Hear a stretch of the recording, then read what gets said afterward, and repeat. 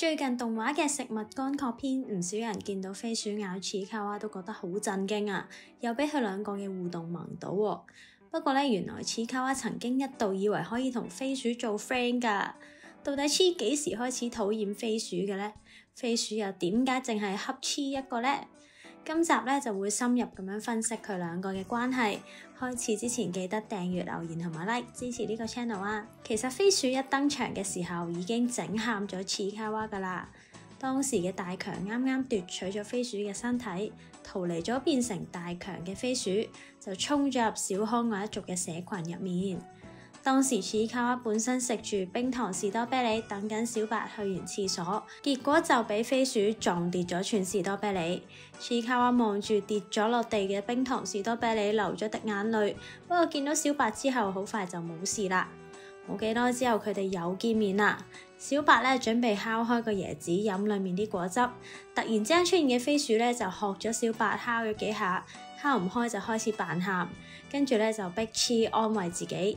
一頭霧水嘅似咧就嚇到喊咗，飛鼠見到咁樣咧就扮似卡娃喊個樣，真係好搞笑啊！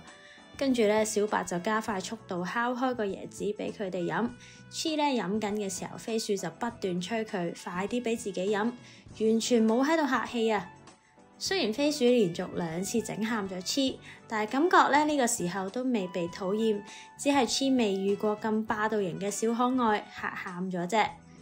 之後咧就去到靈魂交換篇啦，似咧就變咗兔嘅樣，兔就變咗小白，小白就變咗似啦。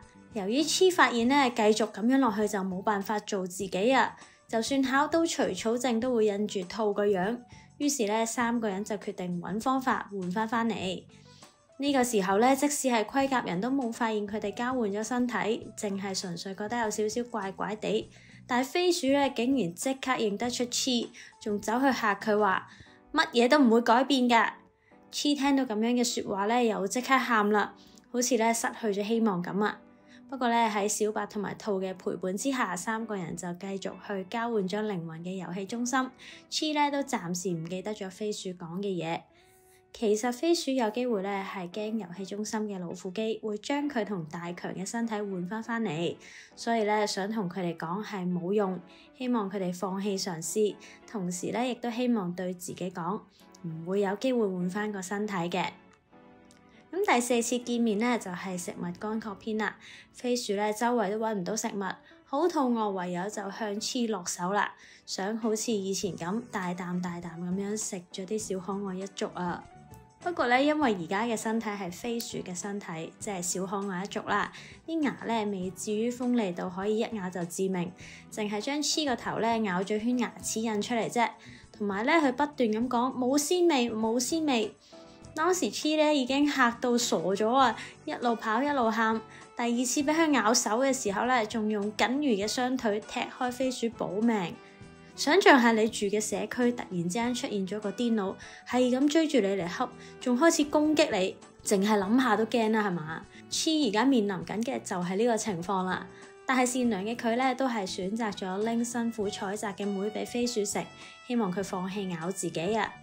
呢個時候咧，似對於飛鼠嘅感情依然係驚，但係未至於討厭。相信咧，佢係明白大家作為小可愛一族，經歷饑荒嘅時候都肚餓，所以先至願意將手上面僅餘嘅食物俾飛鼠，而唔係就咁走咗去啊。當佢見到小白嘅時候，小白見到2個一齊出現，就問佢係咪同飛鼠關係變好喎？似咧先極力否認，表示啱啱爭啲俾人食咗啊！小白咧就提出請埋飛鼠一齊去夜勤採取，即係通宵採收類似係蘑菇包子咁樣嘅嘢啦。當時咧似嘅表情咧似乎係擔心再次被咬多過討厭呢條友一齊跟埋過嚟喎。飛鼠跟住佢哋採取嘅過程咧，似嘅表情一直都係提防同埋擔心，而唔係討厭嘅皺眉啊。去到天光嘅時候，飛鼠意外地用條尾收集到唔少包子，一齊攞住啲報酬咧去食早餐。當時3個人一齊望日出，好似關係變好咗少少咁喎。結果冇幾耐之後咧，食物就再次湧出。又一次遇見飛鼠嘅小白咧，就帶住似走過去打招呼。應該係因為上一次一齊食過早餐，就以為成為咗 friend 啦。結果咧，黐仔好唔容易克服咗對飛鼠嘅恐懼，示好嗰陣呢，飛鼠即刻將佢撞飛啊！因為見到一個好大嘅菠蘿包，所以就即刻撲過去搶啦。呢個時候食咗檸檬嘅黐仔就即刻嚎哭啊！睇嚟佢真係好 hurt 啊！以為大家可以冰釋前嫌，終於都唔係敵人嘅佢，發現自己只係太天真啦，於是就忍唔住大喊，從此咧就決定唔再將飛鼠當係 friend 啦。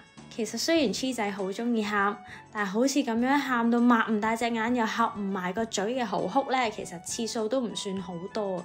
喊得最慘嗰次咧，就係本來想同小白一齊討伐，結果蟲蟲一出現就嚇到喐都喐唔到，幫唔到手，覺得自己好冇用，於是咧就喊咗3層眼淚出嚟啊！之後咧就係飛鼠逼佢安慰自己嚇到喊嘅時候。然後咧就係大討伐之前驚到崩潰嗰陣，之後咧俾哥布林捉咗去監獄，意識到自己可能出唔返嚟，都有咁樣喊過，但係咧就冇俾飛鼠拒絕之後喊得咁慘啊！睇嚟黐真係好 hurt 啊，所以自此咧先至會真正咁樣討厭咗飛鼠啊！之後去到島篇咧，佢哋嘅互動開始變得頻繁咗。喺飛鼠咧害到師傅俾賽蓮即係大 boss 捉走咗之後咧，佢哋就踏上咗拯救師傅之路啦。當黐仔心情沉重嘅時候，飛鼠就喺度大吵大鬧，話要飲甜嘢。於是咧，黐仔人生第一次解鎖咗嫌棄嘅表情啊！之後咧，當飛鼠話自己想食人魚肉得永生嘅時候咧，黐仔個眉頭咧就皺到好似蟲蟲咁樣，爭啲咧就未將討厭刻喺額頭上面啫。之後飛鼠命令黐仔將便當入面嘅小香腸俾自己，黐仔咧毫不掩飾咁樣大聲拒絕，大叫唔要啊！雖然今次咧黐冇分俾飛鼠，但係咧食飯之後攞咗袋入面嘅糖分俾大家食嘅時候，飛鼠就要黐仔餵自己喎。雖然黐咧都係照做，但係咧佢俾飛鼠粒糖係藍色，同俾其他人同埋留俾自己嘅粉紅色糖係唔一樣。相信藍色係黐冇咁鍾意嘅味嚟嘅。不過咧頭餵完飛鼠之後，飛鼠啃親爭啲窒息，黐咧都係嚇親嘅。好彩咧俾古本拍咗幾下掠翻出嚟。睇嚟咧黐雖然好討厭飛鼠，但係都係會擔心佢嘅。之後咧喺俾賽蓮追殺嘅途中，黐同埋小白佢哋唔小心走失咗，被逼咧同埋飛鼠仲有2個島民一齊行動。當時黐聽到飛鼠話想食人魚，真係有啲嬲咁樣同佢講，其實點解佢哋會俾人追殺嘅來龍去脈。結果飛鼠都仲係理解唔到，黐咧又露出咗嫌棄嘅表情啊！呢個咧可能係好好脾氣嘅黐第一次，亦都係唯一一次嬲啊！之後咧，黐同飛鼠一度陷入咗生死邊緣啦，追到吊橋嗰度，而黐咧就嚟跌落懸崖嗰陣，一隻手扶住懸崖，一隻手拎住討伐棒，飛鼠仲要佢餵自己食糖喎。不過因為黐咧真係冇手啊，所以飛鼠咧先至勉為其難咁拉住佢隻耳仔，扯翻佢上嚟，救咗佢一命。仲話咧呢個人情你爭住先啊！之後咧就拎咗黐個袋，將佢啲糖咧幾乎全部食晒。黐嘅心情真係好複雜啊，因為自己最討厭嘅人救咗自己，但係仍然好討厭佢，所以咧當佢之後將呢件事話翻俾小白知嘅時候咧，個表情都係好複雜嘅。之後喺島篇入面，2個人好少再單獨有互動啦，而黐嘅心情咧因為其他嘢變得更加複雜，已經唔得閒理飛鼠啦。島篇過咗之後咧，黐重遇翻呢個救命恩人嘅時候，2個人嘅互動有冇改變呢？有一次咧，飛鼠就喺河度執咗個西瓜，但係咧就俾胡沙基搶走咗，就拎咗去同黐仲有小白分享。當佢哋分嚟食緊嘅時候，飛鼠想攞翻屬於自己嘅西瓜。當小白咧感謝佢個西瓜，同埋將啲西瓜俾佢食嘅時候，飛鼠咧就命令挑核派嘅黐幫佢挑走啲核。黐仔大叫唔要嘅時候咧，本身屬於吞核派嘅兔見到好朋友俾人恰咧，就幫黐出頭，將啲西瓜核掠出嚟，同埋彈飛咗飛鼠。雖然咧黐今次就被拯救咗，但係咧佢事前都學識咗大聲拒絕，幾乎係寧死不屈添啊！之後如果冇兔喺度嘅話，黐又可唔可以自救呢？之後有次咧，黐喺度玩緊花占卜啦，煎到一半，飛鼠就突然之間出現，搶走咗佢手入面朵花，同埋學佢占卜緊個樣喎。黐仔咧就喺飛鼠將花瓣掹晒之後咧，先將朵花搶翻嚟，整翻塊葉咋。飛鼠仲話咧，仲有葉嘅部分可以俾佢掹，於是咧黐仔就將整翻嗰塊葉掹咗，同埋沾咗好嘅結果出嚟。今次可以見到咧，飛鼠對於黐主動搶翻屬於自己嘅嘢係有少少意外噶，仲咗一聲，同埋嘗試咧解釋自己留翻塊葉俾黐仔噶。睇嚟佢哋嘅關係咧，好似平等翻少少，唔係淨係單方面飛鼠恰黐咁樣。最後咧就係最近黐考到5級除草證，跟住巡迴演出呢個5級合格舞，就得到盔甲人送俾佢嘅零食之後咧，俾飛鼠搶咗一包喎。今次咧黐竟然喊住咁捉住飛鼠，仲盡咗全力咁樣啤住佢。只係咧飛鼠覺得佢個樣太可愛，所以又扮翻佢啤翻去。呢兩隻嘢嘅互動咧，真係實在太可愛啦！直到最後咧，小白讚黐嘅時候，飛鼠又扮小白啦，讚埋佢一份。黐嘅眉頭咧仲係緊鎖住啊，因為佢始終都係好討厭飛鼠啊。其實咧，縱觀咁多集漫畫，飛鼠一直主要嘅模仿對象都係黐，因為咧喺佢心目中，黐係最可愛嘅。而且因為黐俾佢恰嘅反應都好可愛，值得模仿，所以飛鼠咧先至一直淨係恰佢。飛鼠唔恰小白係因為小白從來都唔會俾自己嚇喊，冇乜反應，所以飛鼠會選擇一個反應大嘅人去恰，再扮咧黐喊嗰個樣啊！喺靈魂交換篇咧，一眼認得出披住兔皮嘅黐仔，睇嚟飛鼠咧真係黐嘅真 fans 嚟噶。不過咧，黐自從釋出善意，但係俾人撞飛咗之後咧，就冇將飛鼠當過係自己人啦，而係一直提防住佢。各種討厭同埋嫌棄嘅表情咧，淨係得飛鼠出現嘅時候先至會有噶。不過咧，偏偏因為呢啲表情好可愛，那加諾老師咧都經常將佢哋畫埋一齊。呢啲插圖咧雖然冇具體嘅故事劇情啦，但係都可以睇得出兩個人關係嘅變化嘅。首先係2022年兩個人並排坐埋一齊嘅插圖，雖然咧略有少少距離感，但係黐咧只係平常嘅冇表情冇皺眉頭嘅。